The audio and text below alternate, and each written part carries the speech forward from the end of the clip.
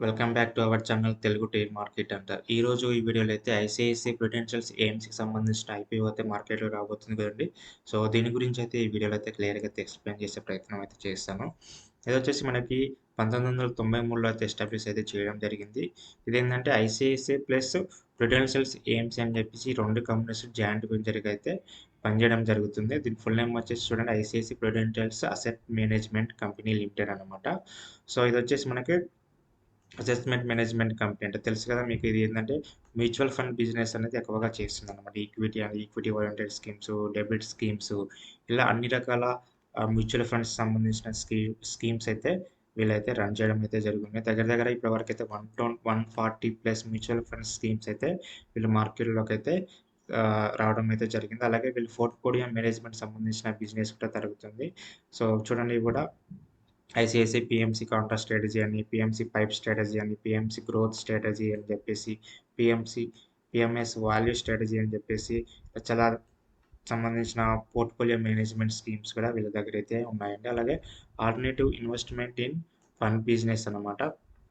ఆహ్, తెలుసు కదా వీళ్ళకి ఆల్రెడీ సెబీ రిజిస్ట్రేషన్ ఉంది కాబట్టి వీళ్ళు ఆఫర్స్ క్యారీ చేస్తున్నారన్నమాట. లైక్ అంటే ఏ స్టాక్స్‌లో ఇన్వెస్ట్ చేయొచ్చు, ఏ స్టాక్స్‌లో మనం ఏందనేది మనకు పోర్ట్‌ఫోలియో చేస్తుంటారు కదా! ఐడియాస్ ఇస్తుంటారు కదా! సో, అది కూడా ఒక రకంగా చెప్పుకోవచ్చనమాట.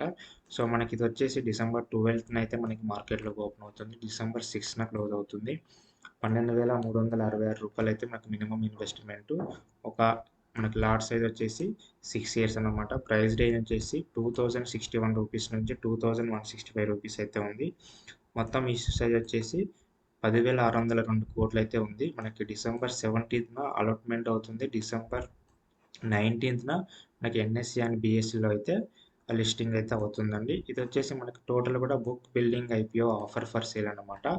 మనకి ఇక్కడ ఫ్రెష్ ఇష్యూ అయితే ఏమీ లేదండి. మనకి ఫేస్ వాల్యూ వచ్చేసి రూ. 1 ఉంది. సో, మొత్తం కూడా ఆఫర్ ఫర్ సేల్ కిందనే మనకి ఈ 10,000 ఏదైతే ఉందో ఇదంతా కూడా ఇన్వెస్టర్స్ ఎవరైతే ఉన్నారో ప్రమోటర్స్ వాళ్ళకే వెళ్ళిపోతుందన్నమాట. సో, మనకి టీఆర్‌బీఎస్ 50%, ఎన్ఎన్ఐ వచ్చేసి 15%, రిటైల్ వచ్చేసి 35% వరకు అయితే అప్లై చేసుకోవచ్చు. సో, పర్పస్ అంటే నేను చెప్పా కదండీ! ఇదంతా కూడా ప్రాఫిట్ బుకింగ్ అయితే జరుగుతుంది. ఎవరైతే ఇన్వెస్టర్స్, ప్రమోటర్స్ వీళ్ళందరూ ఉంటారో సో, వాళ్ళైతే షేర్స్ అయితే సెల్ చేస్తున్నారు. సో, అంతకు మించి వేరే పర్పస్ అయితే ఏం లేదు. కంపెనీకి అయితే అమౌంట్ అయితే వెళ్ళదండి. సో, ఫినాన్షియల్స్ చూసుకుంటే ఎవ్రీ క్వార్టర్‌లో కూడా వీళ్ళకి బిజినెస్ అయితే పెరుగుతూనే ఉంది. ఇక్కడ చూడండి మార్చ్ 2023లో 2,000 క్రోర్స్, మార్చ్ 24లో 3,700 క్రోర్స్, సెప్టెంబర్ 24లో 2,400 క్రోర్స్, మార్చ్ 2025లో 4,900 క్రోర్స్, సెప్టెంబర్ 25లో 2,900 క్రోర్స్. అంటే ఎవ్రీ క్వార్టర్‌కి వీళ్ళకి ఇన్‌కమ్ అయితే పెరుగుతూనే ఉంటుంది. అలాగే ప్రాఫిట్స్ కూడా పెరుగుతూనే ఉంటాయి. 23లో 1,500 క్రోర్స్, మార్చ్ 24లో 2,000 క్రోర్స్, సెప్టెంబర్ 24లో 1,300 క్రోర్స్ ఇక్కడ కొంచెం తగ్గింది. మార్చ్ 25లో మళ్ళీ 2,600 క్రోర్స్, మళ్ళీ సెప్టెంబర్ 25లో 1,600 క్రోర్స్. సో, అలాగే ఎబిడాటా కావచ్చు, నెట్ వర్త్ కావచ్చు అన్నీ కూడా బానే ఉన్నాయి. కంపెనీ అయితే లాభాల్లోనే ఉందని చెప్పుకోవచ్చు. ఫినాన్షియల్ పరంగానైతే ఎలాంటి ప్రాబ్లమ్ అయితే లేదండి. ఇది పాజిటివ్ వచ్చేసి ఏంది అంటే ఇది మ్యూచువల్ ఫండ్స్ ఏదైతే లార్జెస్ట్ అసెట్‌మెంట్ మేనేజ్మెంట్ ఫీల్డ్‌లో ఇది మంచి బిజినెస్ చేస్తుందని చెప్పుకోవచ్చు. ముఖ్యంగా మ్యూచువల్ ఫండ్స్ అయితే వీళ్ళ దగ్గర దగ్గర 160 ప్లస్ స్కీమ్స్ అయితే తీసుకురావడం అయితే జరిగింది. అలాగే వీళ్ళు ఇండివిడ్యువల్ ఇన్వెస్ట్‌మెంట్ కూడా ఫ్రాంచైజీస్ ఎవరైతే ఉన్నారో ఆ ఇన్వెస్ట్‌మెంట్ అది కూడా వీళ్ళు పోర్ట్‌ఫోలియో మేనేజ్మెంట్ అని చెప్పేసి ఇవన్నీ కూడా వీళ్ళు ఐడియాస్ ఇస్తుంటారు. ఇన్వెస్ట్‌మెంట్ ఎలా చేయాలి అని కూడా ఇదంతా కూడా ఇండివిడ్యువల్ బిజినెస్ కూడా చేయడం అయితే జరుగుతుంది. అలాగే నెక్స్ట్ వచ్చేసి pan India multi channel and device distribution network అనమాట. వీళ్ళకి ఆల్మోస్ట్ ఆల్మోస్ట్ ఏంది అంటే లైక్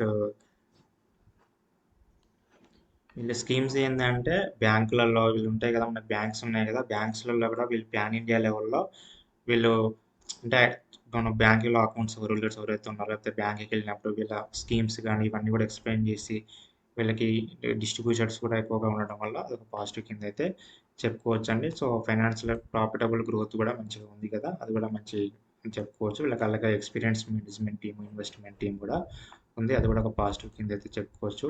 నెక్స్ట్‌గా వచ్చేసి ఏందంటే మనకి ఇది మొత్తం కూడా 100% అయితే ఆఫర్ ఫర్ సేల్ కింద వస్తుంది కదా! సో, అదొకటి నెగెటివ్ కిందనైతే చెప్పుకోవచ్చనమాట. ఎందుకంటే కంపెనీకైతే అమౌంట్ అయితే వెళ్ళట్లేదు. నెక్స్ట్ వచ్చేసి వాల్యుయేషన్ అంటే ఒక షేర్ ప్రైస్ వచ్చేసి చాలా ఎక్కువగా ఉందన్నమాట. రూ. 2,165గా ఉంది ఆ ప్రీమియం ప్రైసు. సో, అది కూడా ఒక నెగెటివ్ పాయింట్‌గా అయితే చెప్పుకోవచ్చు. నెక్స్ట్ మార్కెట్ మూడ్ అంటే అది జీఎంపీ ఏదైతే ఉందో అదైతే మనకి ఇప్పుడు 5%, 13% మధ్యలో మనకి వస్తుందని చెప్పేసి అంటున్నారు. సో, అది కూడా ఇప్పుడు వీళ్ళ ప్రీమియంకి, వీళ్ళ వాల్యుయేషన్‌కి అది కూడా తక్కువ అని చెప్పుకోవచ్చు. సో, అది కూడా ఒక నెగెటివ్ కింద అయితే చెప్పుకోవచ్చు. సో, చూడండి రూ. 125 అయితే ఉంది జీఎంపీ 5%. సో, అది పెరుగుతదా? తగ్గుతదా? అనేది మనకి లిస్టింగ్ టైమ్ రోజు మాత్రమే తెలుస్తుంది. సో, ఈ వీడియో గనుక నచ్చినట్టయితే లైక్ చేయండి, షేర్ చేయండి. థాంక్స్.